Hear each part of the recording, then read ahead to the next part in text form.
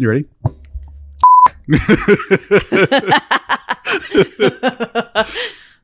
I haven't told you.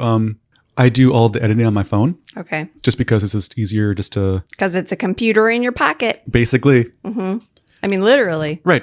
But, there's only so much storage on my phone. Mm-hmm. So I only keep like the basics on my phone. I will basically only have the theme song. Okay. And then the file of the audio and the clock ticking. Those are the three things I always need. Except for this year, now I need to have a fourth thing, which is a bleep. Because you just can't stop anymore. I can't.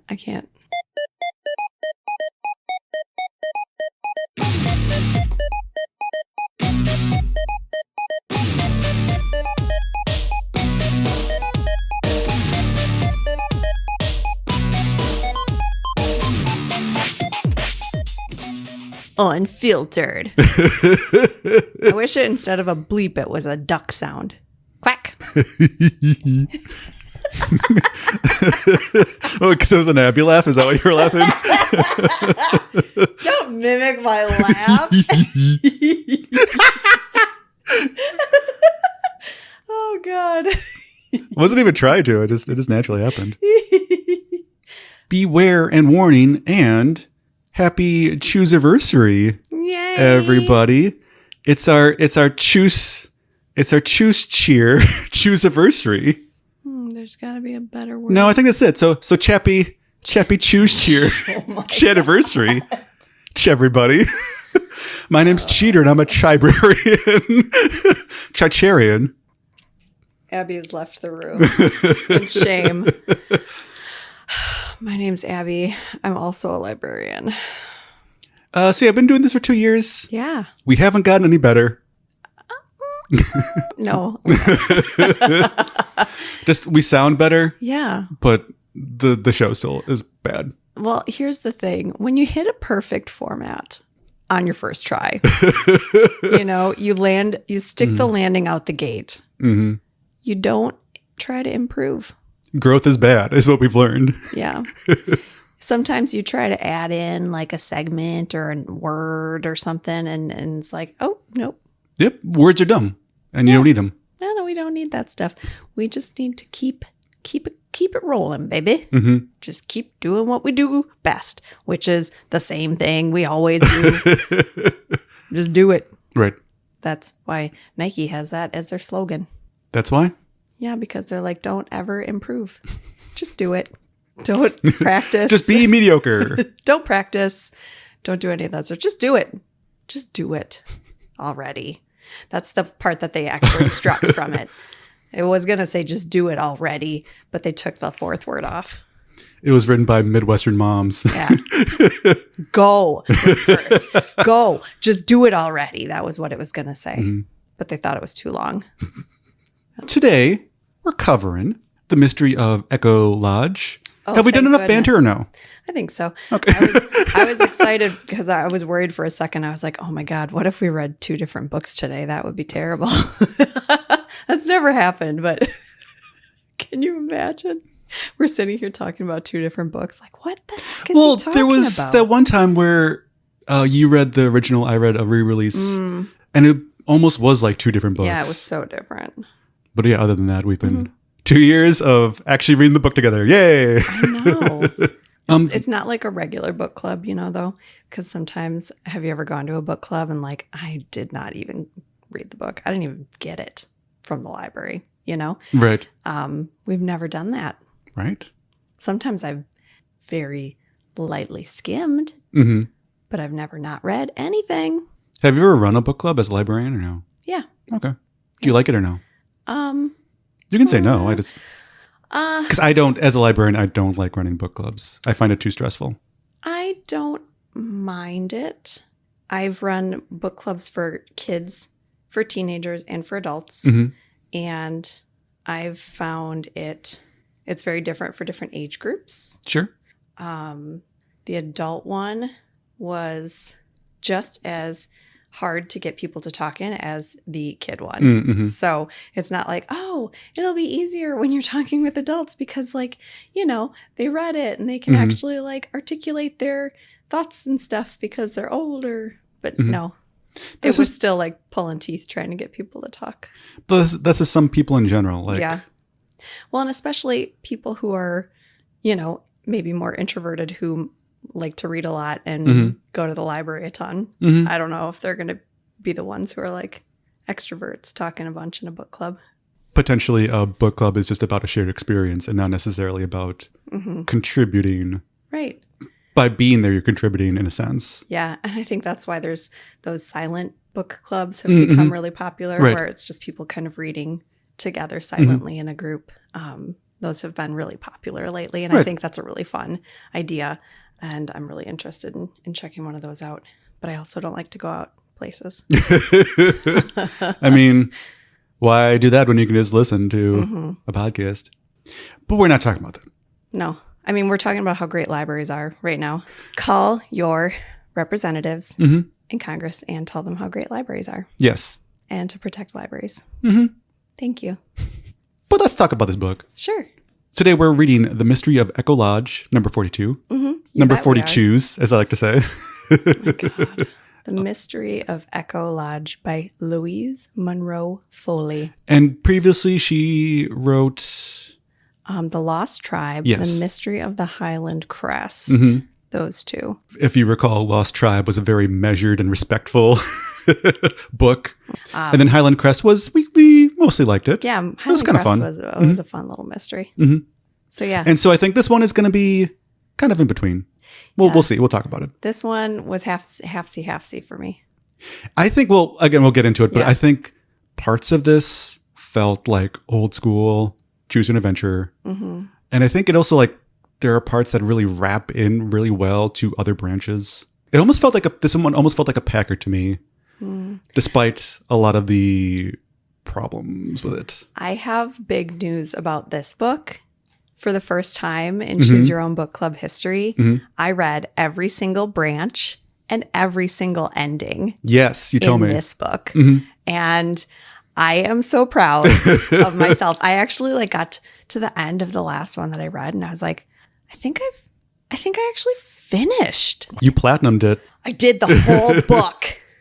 I kind of do a version of that where I do like 5 or 6 branches. And then from there, I just kind of read it from cover to cover as best I can. But I don't necessarily... Nerd alert. No, I mean, like, I don't necessarily understand every branch, but I kind of like try to get a feeling of... We'll get into it when we get into it, but I was so dissatisfied with the whole first part of the book that I read through that I was like, this can't be it. This can't be it. Okay. And so then I was like, okay, I'll go back to the very first choice I made and see if I make a different choice, if something different happens. And then I was like, oh, thank God. Let's talk about it with our only segment, which is Choose Your Own Summary. Yep. So, Abby, you are going to summarize this book in 60 seconds or less. I'm going to give you 2 options. Okay. And you'll get to choose one in the style of the books. Okay. And this is where we're going to cut because old Peter didn't really plan. So there's skiing. Got nothing. There wasn't, nothing was really jumping out of me as like ideas. There's Heidi. There's Heidi, right? And changes into lots of different costumes because I'm sure Heidi, as a former Interpol person, would have lots of different You could do a Paul Banks voice. I could do We spies. I could pretend I'm lots of different identities because Heidi changes all the time, like wigs and we have 200 couches. Right. Oh my God. Are you an Interpol fan? Yeah, I love Good. Interpol. All right. So option number 1 is because this takes place kind of at a Lake Tahoe area. If you could do kind of like a rich person voice. Oh. Like a rich person voice. I'm kind of snooty. Off to a good start. Okay. Like a lot of vocal fry. You hate that. Oh. You hate that already. Whatever. I think it'd be fun. Option number 2 is we have kind of a favorite character we were kind of texting about. And that is Heidi. We'll get into it a little bit more. But Heidi is introduced to us through a picture, and she looks like she's really like smarmy. Who did the Roald Dahl drawings? Quentin Blake? Quentin Blake. It almost looks like Quentin Blake illustration of this crazy frazzled person. Yeah, it like first says she's a blonde woman, and then it's like wearing a black wig and a purple muumuu, and I'm like, what? We find out that she's like a detective and like kind of changes disguises. So Glenn Parmesan, Gene Parmesan. So yeah, if you want to do it kind of as a Heidi kind of first kind of frazzled, weird, but then maybe kind of more spy-ish. Kind of just change your voice around a little bit. Lots of different disguises. Yes, personas. Okay. I kind of want to do it as a rich person, though. I think it's fun. I like a rich I don't think person you've done that, so. No, I've done like my British person. British aristocracy. 60 seconds. Okay. Starts. Meow. Hello. I am going to Lake Tahoe to stay with my aunt, and she has a big lodge there. And I'm going to be staying with her, and I hope that she doesn't make me do any work. But it sounds like she might, because people are leaving their jobs. And I might have to work with the poor people. Oh, when I get there, someone is leaving, and they are like halfway going into their car, and someone has stolen the jewels of this like fancy lady, the Countess. She must be staying there, and she's fancy. And they say it's some kind of curse or jinx. I don't know what's going on, but Heidi, who works for the Interpol, says she might need my help finding out what's going on. Maybe it's a jinx, or maybe it's just bad luck. Let's find out more. Where am I now? You're done. Okay. I think for the first time in 2 years, you just wrapped up. Like you were just like, let's find out together. I don't want to give it away. I know. I understand. I think that was good. Mystery. The mystery is that depending on which branch you take, it could be a jinx or it could be people. Right. Mm-hmm. And I think for this one, I kind of appreciated that there was two different options. Sometimes it's kind of frustrating, but for this one, I think it kind of worked. In this one, I guess I understood that the branches were so separate, but it almost felt like it was like two totally different trees, you know? Mm-hmm. Like one of those bushes that like the branch crawls out along the ground for a while, and then it's like, oh, it's almost two different bushes. Yep. Mm-hmm. You know? So yeah. What kind of tree is this? It's a tree that I just made up. Okay. Is it truffle tree? Is that what you were talking about? Yeah, man. All right. I just know. I just like that I went along with it, and I was like, wait, what was this? Yeah. No, that makes sense. That makes sense, Ab. I get it. In the beginning, there's two choices. That's like your first choice that you make. And depending on which one you choose, it really changes the storyline completely from being either like a mystical kind of thing to like a man-made disaster thing. So, yeah. Mm-hmm. But let's dive right in. Well, we were talking off mic that since you read so much, and I kind of had to cram this one a little bit, that I should be the color commentary. And it was like, that no one wants that. I would love that. No, it'd just be a lot of me just being like, that's stupid. Like really tried to force a joke. And then you get to be the person in all the pictures for Instagram too. Mm-hmm. Like instead of me dressing up in the dress to look like Heidi, you get to dress up in the dress. No one wants that. Oh yeah. So yeah, let's get into this. I love how this one started because we are just introduced with character after character, and it's just your focus just constantly shifts. Oh yeah. The light snow is falling. The December morning you arrive at Lake Tahoe bus station. So this is going to be the best winter vacation you've ever had. And Sadie said there'd be a lot of time off from your duties at her lodge to go snowmobiling and to learn how to ski. So Sweet. You go to the bus depot, and there is an older man. He's reading a newspaper. His name is Russell. He is one of Sadie's bellhops. Mm-hmm. And she's like the head bellhop, basically. Yeah. And he is not enthused about you. Yes. He's like, cheap help. Yes. City kid. He's all PO'd. Mm-hmm. So yeah, I like the details. A small man reading a newspaper. He's wearing a heavy plaid jacket and a cap with ear flaps. And his navy trousers have gold stripes down the leg. And so, yeah, Russell is amazing right off the jump. So he says to you, Sadie found another city kid to train. Cheap help. That's what happens when you go broke. Not like the old days. Come on. So you follow Russell. Wow. Right. Excuse me for trying to help Russell. But also, like, you're related to, like, His Aunt Sadie. boss, You're right. So, right? like, I would understand. I could get you fired. Wait until Aunt Sadie hears about this. No, I didn't mean like that. I meant like more like, hey, you're just a visitor. Like, Do you want me to help you, Russell? right. Rude. So yeah, you follow Russell outside and climb into a purple van with Sadie's Echo Lodge printed in gold on the side. So that's where you're heading because Sadie has a lodge up there in Lake Tahoe. Mm-hmm. And so you say, who's going broke? And Russell says, Sadie's going broke. More cancellations than reservations these days. I know it's the Peyote jinx. A lot of the Peyote people, it's like Utah and up into like Nevada, Utah, so it's like regional to that area. Okay. Sure. All right. That makes sense. Okay. So yeah, then you head into the lodge and then you see Aunt Sadie. And she's a cool aunt. She's like, hey, just call me Sadie. Mm-hmm. She says, giving you a hug. You got here just in time. My switchboard operator quit this morning, which I love. Mm-hmm. She's like, get over there. Start working. I didn't have you come up here for nothing. But I also just love like a switchboard. Like, hold please. Welcome to Echo Lodge. And you're smoking the whole time, even though you're like 12. Mm-hmm. So yeah, as Sadie hustles you into her private suite of rooms, you notice a small blonde woman in a red dress staring at you.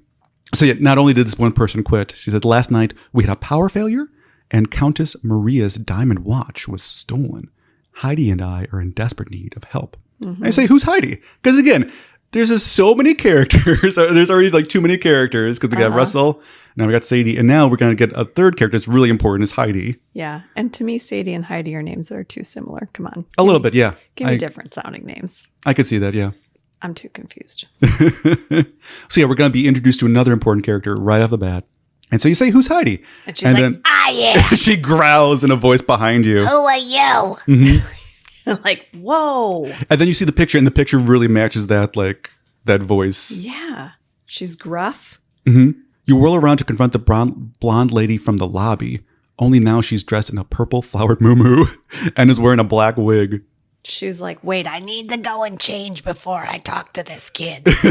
He can't see me in the same outfit twice. Right. So you said, Sadie says, this is my niece's child. Here to help us through the winter vacation. And then Heidi comes in hot and she says, can you follow orders? Can you follow orders? And you're like, I don't know. Who's asking me what to do? Like, don't tell me what to do.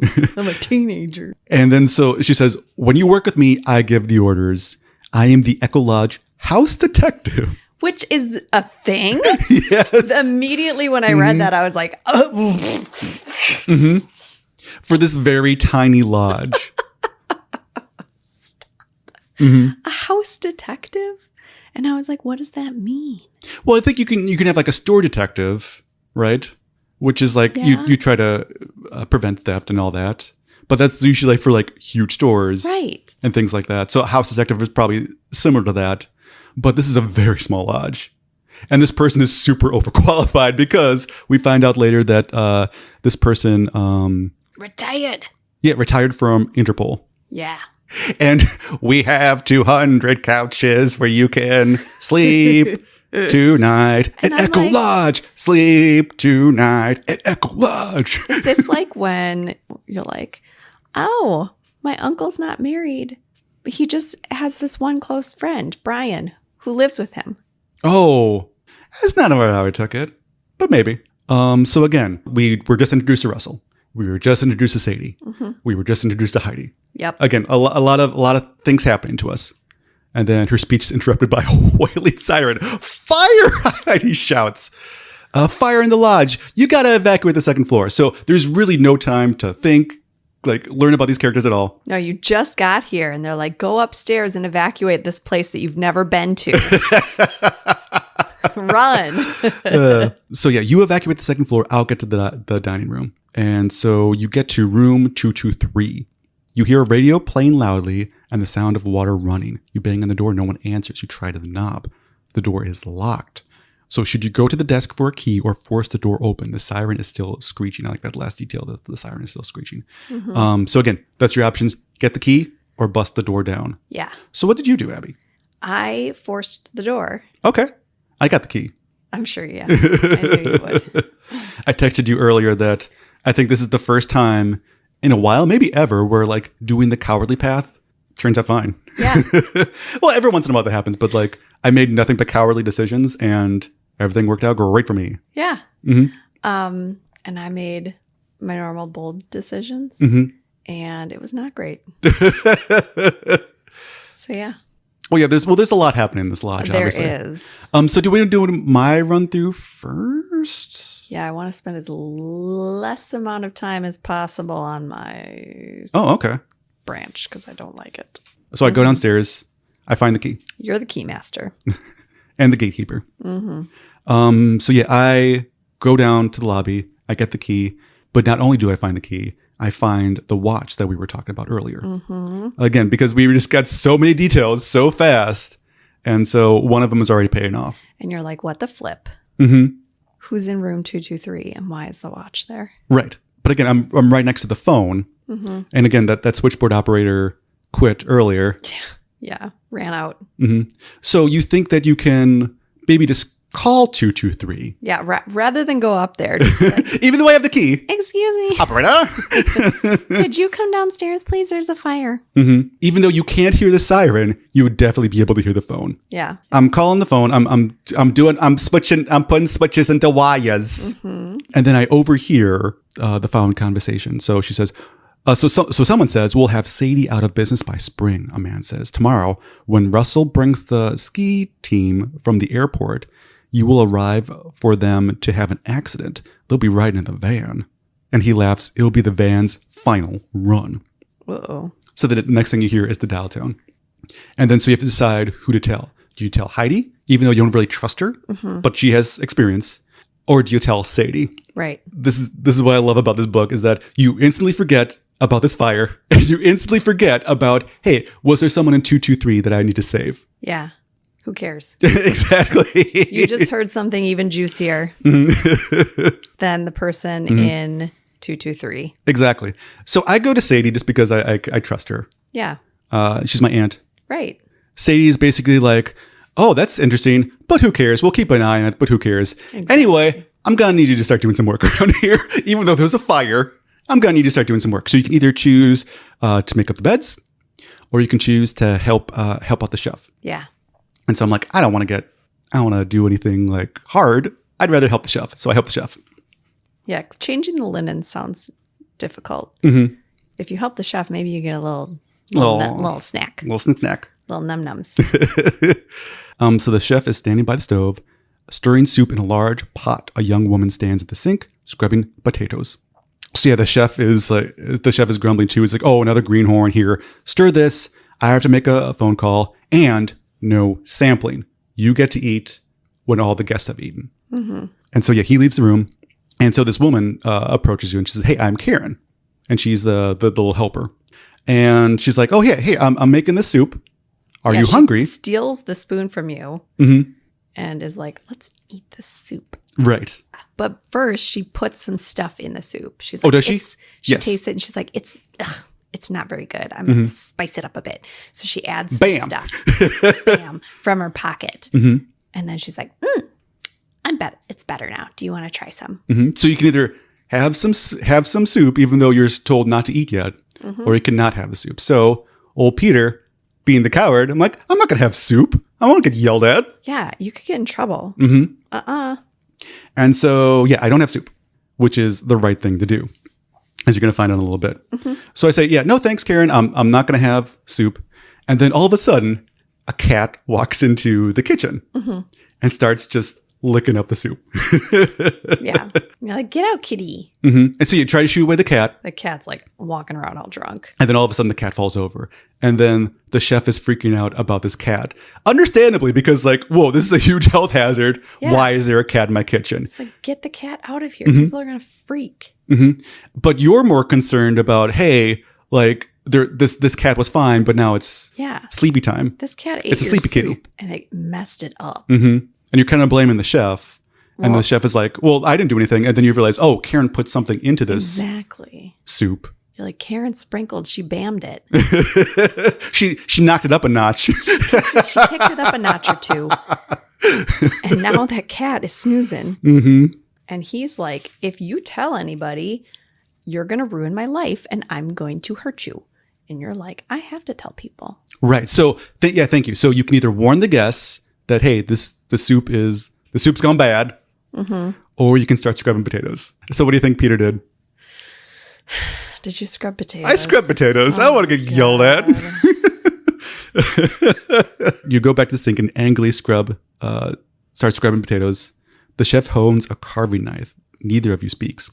But suddenly a shriek breaks the silence. Mary comes rushing into the kitchen. So who's Mary? She is a waitress. Oh, okay. And she's like, the guests are unconscious. There's men with guns, and they're basically looting all of the guests. Yeah. And you're like, Russell, you told me that there was nobody here. Ha! There are so many people, and they're passed out. Who's got egg on their face now? Maybe literally. Russell, the there is a... Because they've got they've got their breakfast on their face. There's a really cool picture. We'll put it up later. Yeah. Of all the guests passed out. Because that's what happens if you go in and warn them. You're like, hey, everybody. Oh, no. And yeah, you're too late. But that's a fun choice. Face down in their soup. There's a lot of fun choices. Yeah. And I think there's also there's a lot of choices. Basically, every page is a choice as opposed to like a flipping book, as you call it. It's not a flip around one. Then you hear one of the men starting to come into the kitchen. The chef quickly steps back and lets the door glide open. And then there's basically a man with a gun. And what do you get to do? You throw potatoes at him. You don't even get a choice. It's just... You're just whipping I'm just great at throwing potatoes. Yep. Being a coward has paid off. So I throw potatoes at him. The startled gunman drops his weapon. Quickly, Mary kicks it into the stove. And the chef grabs the gunman. He wrestles him to the floor.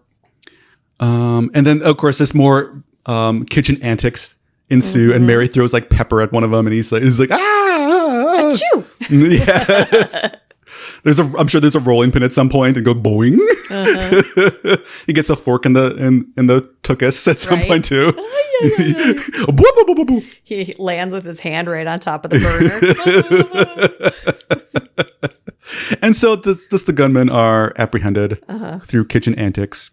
Oh, but then the best thing is when they leave, like he's running out the back door, and you would put the cat there right out the back door. Oh, I don't. Box. Yes.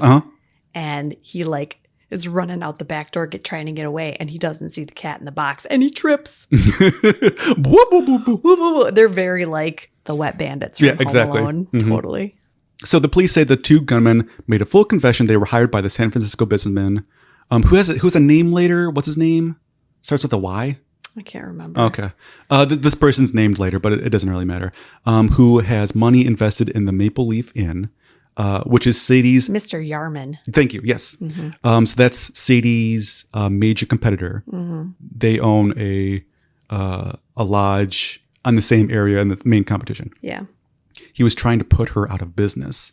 And Sadie says, my reputation would have been ruined.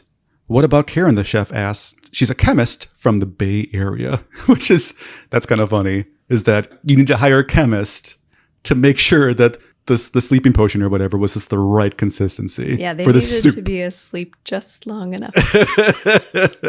We don't want anyone dead. We just want them to sleep a little bit and then wake up in the best condition of their life.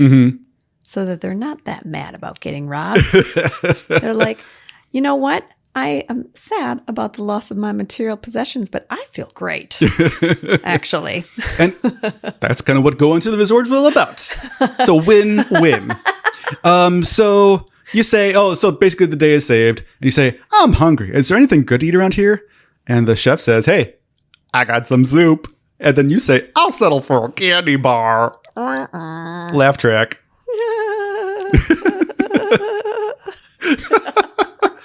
So that was my run through.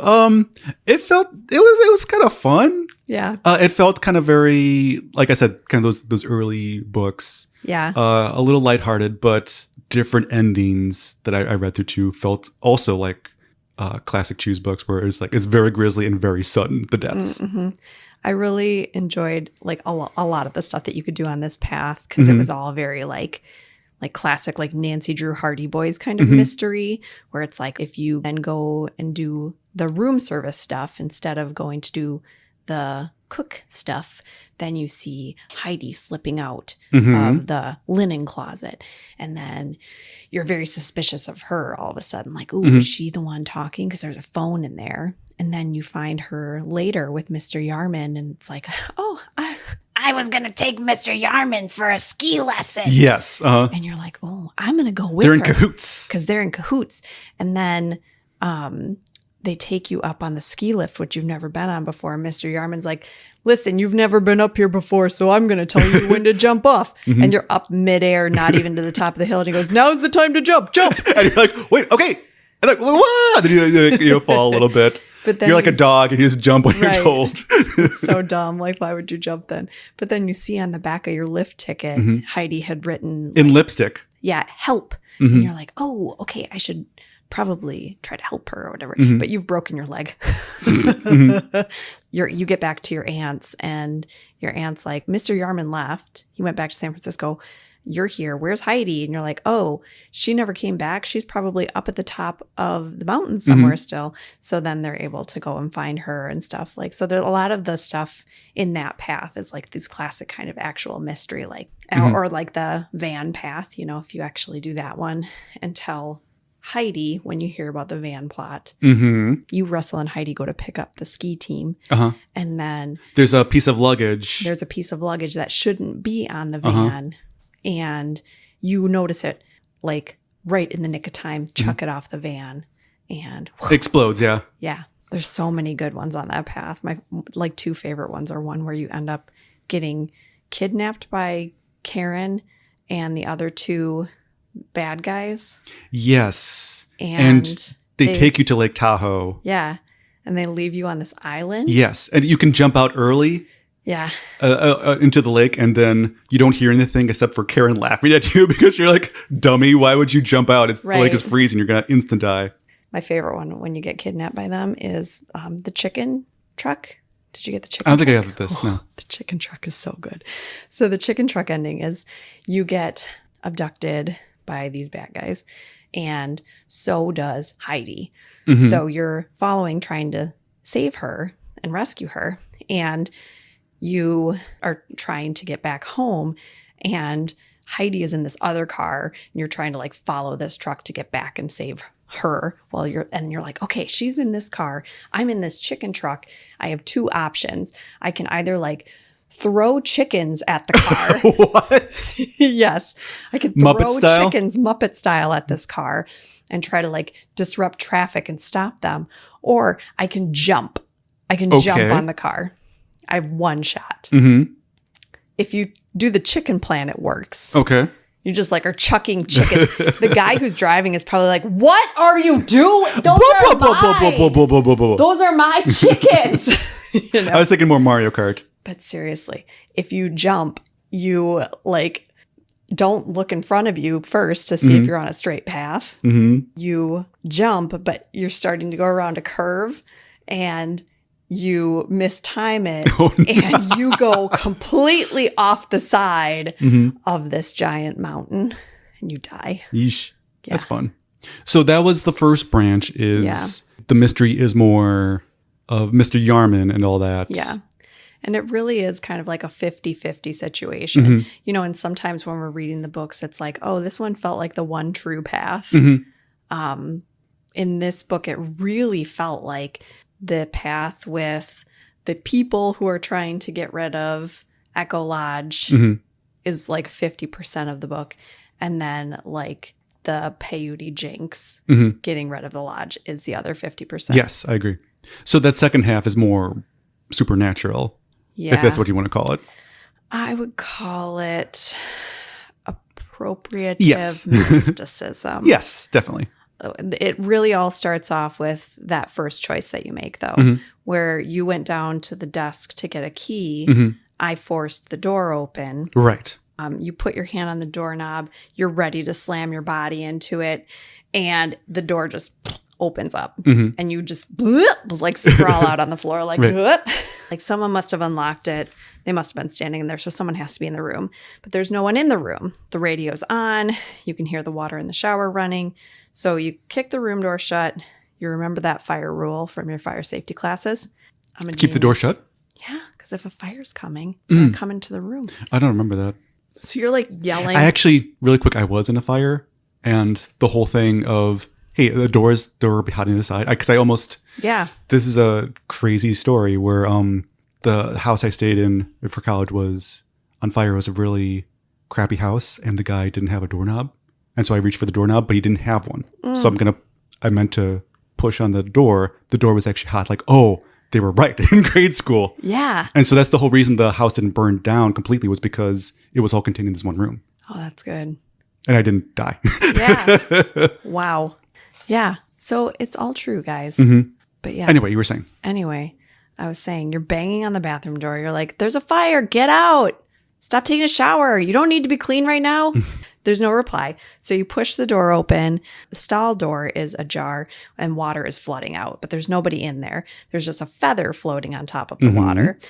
And so you turn off the tap, you pick up the feather, and you grab a towel because you're going to try to clean up the water. And when you put, With no like it's like, kid, like, pick a priority. right? You're like, ooh, it's watery in here. I should do that. And it's like, no, there's a fire. Junior, get out. There's no people in here. Uh-oh, the watery floor is going to be watery. Someone could slip and hurt themselves. Who? Not to sound like an owl, but who? Well, we're going to get into birds because, Yeah. what do you see? Because when you do this, like you put the towel on the floor and like this small piece of bone falls out of the towel. And you look up and you hear this like whirring sound, and you look up at the door and there's a gray hawk on top of the door. And the bird like swoops down on you and it scratches your arms up with its talons. And by the time you get on your feet, the bird's in the other room.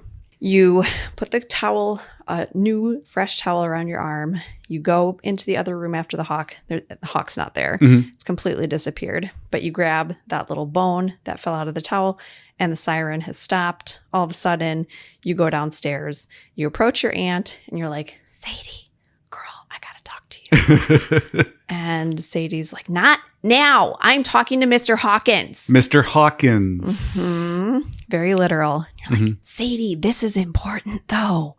Stop talking to this guy. And she's like, she like kind of pushes you away. Right. And so you're like, have to decide if you're going to approach Sadie again or if you're going to talk to Russell. Well, talking to Russell is more interesting. So we got to get back to that later. Yeah, we But will. let's just finish up. First, I talked to Sadie because I was like, nobody brushes me off.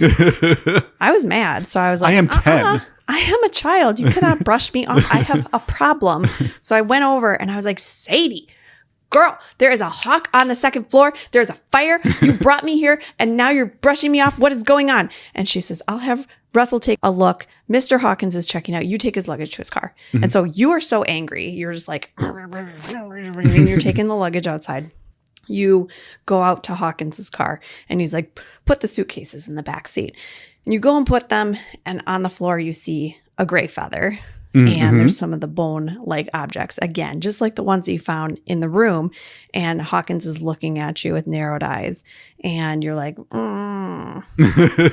something weird is happening, but I don't know what. So you go back into the lobby and you march up to Russell. And you're like, who's this Hawkins guy? What's going on? What are these bone-like things? You pull them out of your pocket. And Russell's like, that's a rattlesnake rattle. Yes.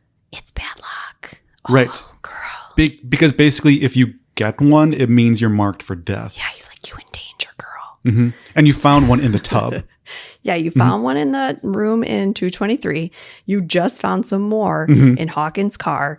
And you show him your scratches on your arm. And he's like, stay here. He runs across the lobby and goes up the stairs. And this voice behind you is like, I haven't seen Russell move that way in a long time. What's going on? And Heidi's there. And she's, for some reason, now wearing an Indian sari. You're like, there's a hawk up in room 223. And she's like, I suppose Russell thinks it's the peyote jinx. Mm-hmm. And you're like, what is that? Why do people keep saying that? What is that thing? And then she explains it to you. Like a little over a year ago, Sadie drew up plans for this North Chalet. Yeah, so it's a recent resort. Yes. Mm-hmm. And she drew up the plans for this North Chalet of the resort, like an extension of it. Mm-hmm. And it's on this different area. Mm-hmm. And she got a letter supposedly signed by Hawkins saying that the site of the new building was sacred tribal ground of the Paiutes. Mm-hmm. Russell explains it differently in that it's a burial ground. Yeah, it's like a burial ground for Indigenous people. Mm-hmm. And so, like, this letter from Mr. Hawkins said that terrible things would happen at the lodge if Aunt Sadie started construction. Right. And she didn't believe it. She built the chalet. And Russell tried to talk her out of it. He's a member of the Pit River tribe. Yes. He believes in shamans and jinxes and things like that. Heidi convinced Sadie to go ahead with the plans. And so they did. Yes. And so Hawkins is kind of taking revenge. Yes. But I feel like Hawkins is kind of a good guy in this situation. Right. So Sadie gets a phone call as you and Heidi are talking, and it's a death threat. And she's like, I got the death threat again. And she's like, only this time I wasn't the one who's threatened. And she looks at you and you're like, what? First of all, got here.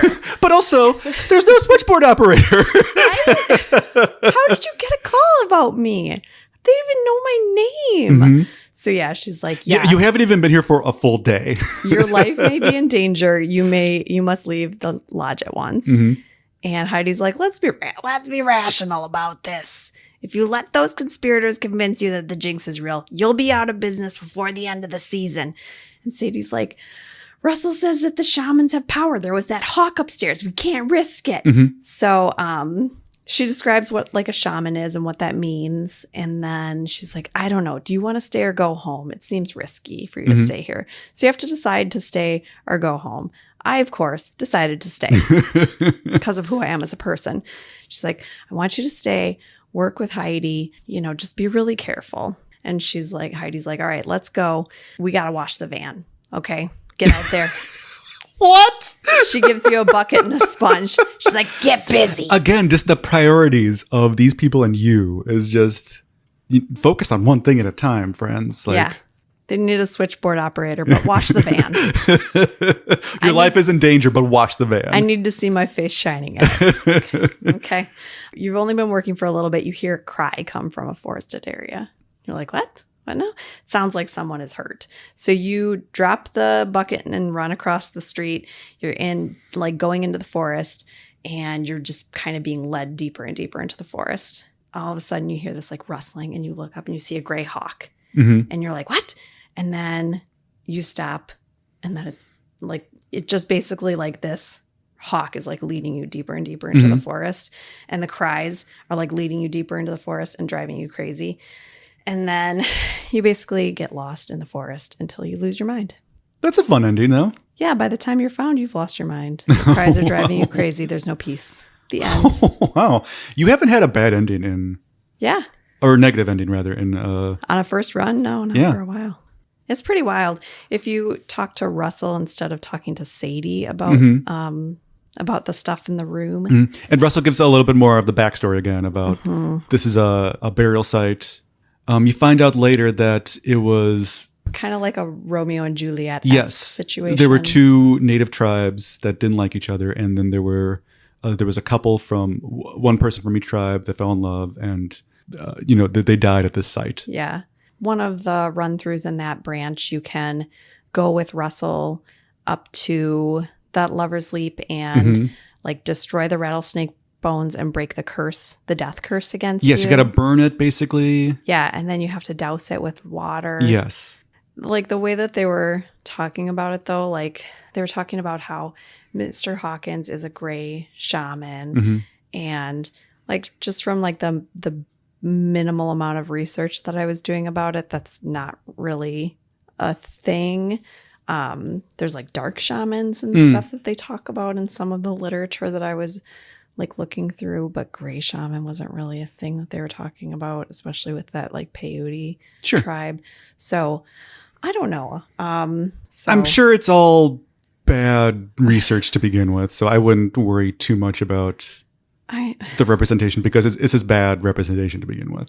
Because it's all spiritualism and I mean, Native Americans having superpowers, basically, because they're natives. Exactly, because at one point it's like Russell and Mr. Hawkins like battle with each other with their spirit animals, like a hawk and a mountain lion, and it's very Animorphs-y. And well, I was thinking about Animorphs on the ride over here, because like the reason that Animorphs kind of, I think, still holds up is because Applegate is like, we're not going to do indigenous. Yeah. That's offensive, and let's just do it. It's going to be aliens, so we can still do like transforming magic, but that's what it is. It's magic. It's not tied to a culture. Right. And this is like the offensive version where it's like, if it wasn't right. Yeah. if it wasn't aliens and transforming magic. I do like Russell though in this branch, because Russell is still, he wants to help, but he's also a grump. And so there's that part you mentioned where like he's like, hey, we need to go up the mountain together. You have to help me. It's not like I'm not going to do this for you. There's parts where he will kind of like sometimes he'll help you whether you help or not, but most of the time like you have to be an active participant. Yeah, he's not going to get you out of the situation. Yeah. So there's this one branch where you got to get up to the mountain and you got to burn the rattlesnake. And he's like, hey, you got to come up with me. You can choose yes, you can choose no. If you choose no, he's basically just like, okay, I'm going to go up. You go back to the lodge and just go to the dining room. Start eating. And and Mary's there. She's like, here's your food. Like, oh, Russell said you were going to come down. And he's like, and you're like, well, how did you communicate with Russell? Because, there's no phones. And then so you start eating and you die by choking on a rattlesnake bone. I thought that was kind of fun. Yeah. There's also another branch, which was so funny. This is probably my favorite ending. I got to try to find it really quick. This might take a little bit. Russell wants to help you. You kind of resist the call to action. And Russell's like, fine, I will fix it for you. And then so you go off, you talk to Sadie. Sadie's there. And you're kind of just like, hey, day was kind of nuts today, huh? And she's like, yep, I don't know what to do about this. And you're talking about the gray hawk you saw. And Sadie was like, oh, that's kind of interesting because Mr. Hawkins was talking about this white hawk. I wonder what that's all about. And you're like, huh, that is interesting. And then it cuts to the next page and it's a news flash and like basically like everyone dead in an avalanche except for Russell and Heidi. Because like when Hawkins is leaving, he gives Sadie this cryptic message that's like the white dove flies at night or something. And it's supposed to indicate that he's going to trigger an avalanche using his shaman powers. And there are paths where you and Russell can go and stop him and prevent that from happening. But there's like, I love that there's like no break. It felt like I said, it felt like those early ones where it's just like, it was instant death. And there's no setup. There's no warning at all. You just, it feels like you missed a page, but you didn't. That was fun. Yeah. I think we did a good job with this one, covering it. What'd you kind of mentioned, but what'd you think of this one? It was like hit or miss for me. The reason why I read the entire book, like I said, was because I first read the entire branch, every single thing of the like indigenous shaman branch. And I was so dissatisfied with like that being the mystery. I was like, no, come on, please no. Then I was like, okay, I'm going to go back to my first choice and I'm going to see if it's all this, because I wouldn't have read every single thing if it was all that. Right. I would have been like, nope, done. But when I was reading then into the second branch, I was like, oh, this is actually okay. This is fun. So once I was reading the second branch, I was really like, okay, this is cool. I like this. Yeah. Like I said, this one felt almost like a Packard. It just loops so well back in on itself, and just certain things are called back in a very convincing way. Like there's this one branch where like you're skiing down and, you're all cold.